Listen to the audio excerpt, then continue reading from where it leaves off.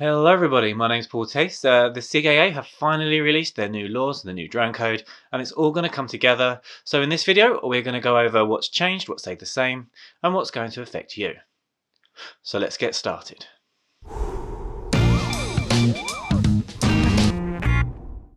Okay guys, so as we probably all know by now, the new laws are going to be coming in the UK on the 1st of January 2021. Up until now, the CAA haven't been clear on what the new drone code is going to be, and they've brought out new courses like the A2CFC, which contradict the drone code. However, now they've brought it all together, they've changed the drone code, and we're going to go over what has changed and what has stayed the same. Now, the CAA have said that the laws haven't actually changed that much, and I disagree. When they're saying that, they're focusing on an uninvolved person, which would have before it had a 50-meter sort of dome around the person, whereas now it's got a 50-meter cylinder going right up into the air. So basically, you can't come within a horizontal distance of 50 meters. But in my opinion, what really has changed is with the recreational areas, you're not allowed to fly within 150 meters. So before it was just congested areas, but now it's recreational, which actually should include parks. So that's a bit of that's a bit sad, really. Although I reckon they're still going to see a lot of people flying drones in parks. I'm not saying you should. I'm just saying I think people will. Anyway, in addition to that, you can't fly your drone within 150 meters of industrial, residential, recreational, and commercial areas, which should limit you to a farm which you have permission to fly over, or maybe like way out in the ocean. Really not a lot of scope. So that's really sad. And I say there are a few exceptions. One of them is to take the A2CFC, and the other way around this is to get something like the Mavic Mini or the Mini 2. Because drones less than 250 grams don't need to obey the same rules. They can be flown in the A1 subcategory of the open category, which is going to mean that you can fly over uninvolved people. You don't even need their permission. So although this is legal, you still have to be safe about it, and you have to be sensible when doing this. Now, to fly your Mavic Mini, I've had people tell me that you don't need to register, which is incorrect.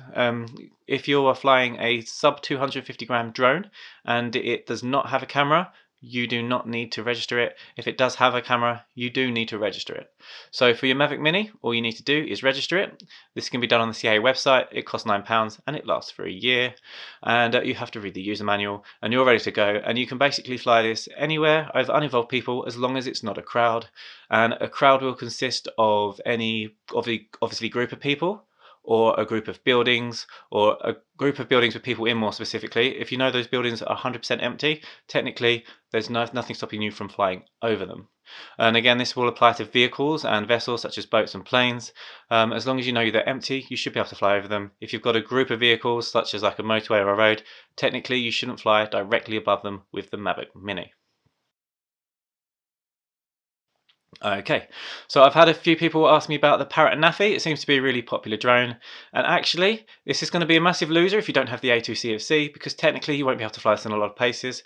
But if you do have the A2CFC, you can almost fly it like the same way you can fly a Mavic Mini. So with the extra capabilities of the Nappy Parrot, you've got like the zoom functions, you've got higher quality video. This is going to be something that a lot of people could actually use for businesses as well. So having something like the A2CFC will allow you to fly it unintentionally over uninvolved people. So although you can't do it on purpose, you can do it by accident, and again, you're still not allowed to fly over crowds. Now, if we want to look at the age, before I was saying that you'd need a flyer's ID and an operator's ID. This is no longer the case. Anybody under the age of 12 will need to be supervised by somebody 16 or over. Okay guys, another thing I just wanted to point out is if you're flying a drone that's more than 250 gram, you'll still have to have a supervisor if you're a child, and you will both have to have a flyer's ID. Okay guys, next I want to talk about legacy drones that are between 500 and 2 kilograms. This is going to include the Mavic Air 2, the Mavic Pro 2. Basically, most of the drones that are out there now are going to fall into this category as long as they are between 500 grams and 2 kilograms. Now again, the laws that are going to apply to them are the same as I stated at the beginning: 150 meters away from all of those areas, the industrial, recreational, commercial and residential, and 50 meters away from any person. However, if you do your A2CFC, you can reduce this distance down to 50 meters, basically from all of them. So basically, you're going to be able to fly it pretty much the same way you've been flying it anyway, and you'll be able to fly this in recreational areas now, so your parks, but you'll still have to keep 50 meters away from people, horizontally, as a cylinder, not as a dome.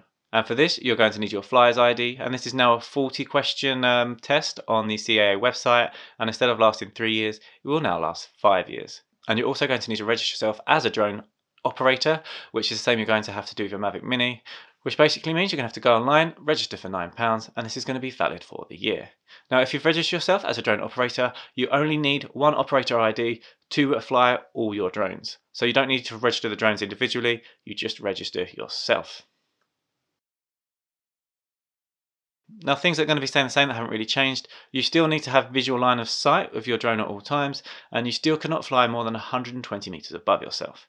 Now, that rule has slightly changed because before it was directly 120 meters up from the ground.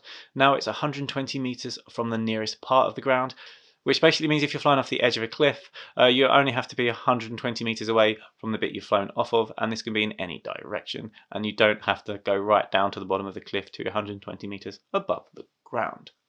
Now, obviously, you're still not allowed to fly in no-fly zones or flight restricted areas, such as airports and any other areas like that. I know pretty much the city of London is going to be a no-fly zone, so that's a bit disappointing. But obviously, they've got necessary reasons for that, and you can see why there would be safety concerns in this situation.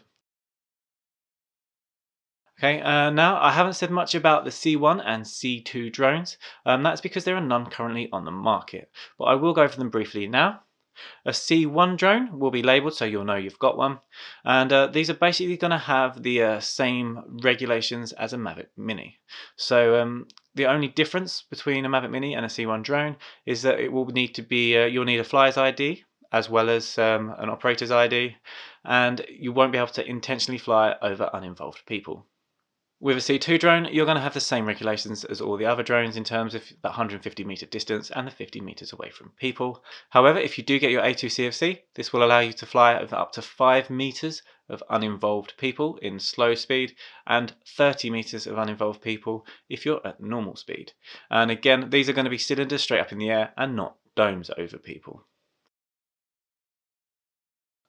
Now, as I've mentioned, I've personally done my A2 CFC. I've done it with iRed. I'll leave a link in the description down below if anybody is interested. Next week, I've got a video coming out about taking the A2 CFC, things you want to know beforehand, and how I found it, and how the actual whole process works. So if that's something of interest to you, please hit that subscribe button and that bell icon, and you'll know as soon as that comes out. And also, I just want to mention that I've now seen this course on iRed for £99. So I paid £145 for it, and I thought it was really good value. So for £99, I think that's a pretty good deal. And I've mentioned this before, but you're no longer going to need a commercial license. You will be able to make money from your drone without having a commercial license. This isn't a thing that exists anymore. So you can use your Mavic Mini to make money as a business legitimately. However, having said that, you do by law have to have insurance when doing this, and to have that insurance you may need to get an A2 CFC. So that's just something to be aware of. A lot of people have been in uproar of these new rules, but I actually personally don't think they're too bad, especially if we're looking at stuff like the Mavic Mini and the Mini 2. We've got a lot more scope and a lot more freedom of where we can fly our drones.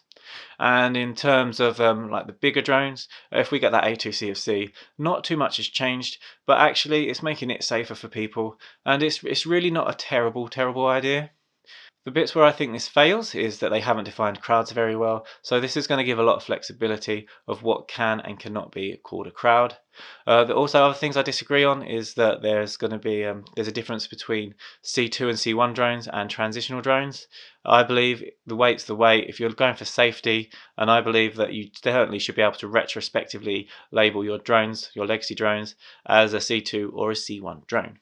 Okay guys, I'm sure I'm going to get loads of questions for this video, so feel free to leave them in the comment section down below if you have any. If you found this video useful, hitting that like button is a huge help to me as a creator, and I hope to see you in the next one.